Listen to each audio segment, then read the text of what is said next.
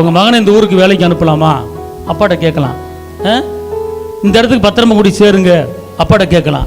அவர் ஊருக்கு போய் சேர்றதுக்கு வழி என்ன செய்வேன், காட்டுவேன் அப்படிங்கிறார். இங்க தெளிவாக கர்த்தர் உங்களுக்கு சொல்லிக்கிட்டு இருக்கிறார். நீங்கள் எல்லாமே சின்னது முதல் பெரியது வரை எல்லாம் அப்பாட்ட நீங்கள் கேட்கலாம். ஒரு இங்கேருந்து மதுரைக்கு போகணுமா, அப்பாட்ட கேட்டு போங்க.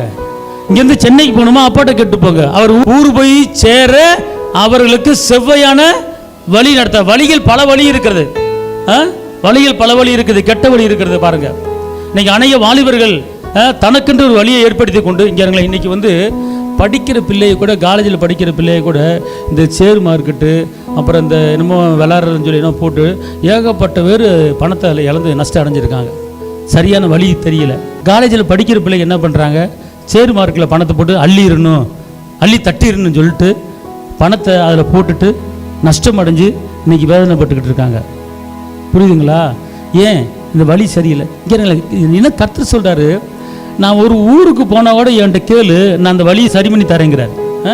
நீ இங்கேருந்து வேறு ஊருக்கு போகிறியா, நீ ஊருக்கு போகும்போது என்கிட்ட சொல்லிட்டு போ, நான் அந்த ஊருக்கு போகிற வழியை நான் என்ன பண்ணுவேன், சரி பண்ணுவேங்கிறார். நம்ம அவர்கிட்ட எதுவுமே தெரிவிக்கிறது கிடையாது, எதுவுமே சொல்கிறது கிடையாது.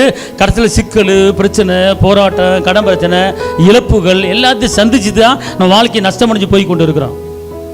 நம்ம வாழ்க்கையை அவட்ட ஒப்படைக்கணுங்க. ஒரு வீட்டை கட்டுறவன் ஒரு இன்ஜினியர் ஒப்படைச்சா கம்முன்னு இருந்துடணும். நம்ம வாழ்க்கையை அப்பாட்ட ஒப்படைக்கணும், நம்ம குடும்பத்தை அப்பாட்ட ஒப்படைக்கணும், மகனை அப்பாட்ட ஒப்படைக்கணும், பிள்ளைய அப்பாட்ட ஒப்படைக்கணும். என் பிள்ளைய அவங்கள்ட்ட ஒப்படைக்கணும், நடத்துங்க, எனக்கு தெரியாது, நீங்க கொடுத்த பிள்ளை நடத்துங்க.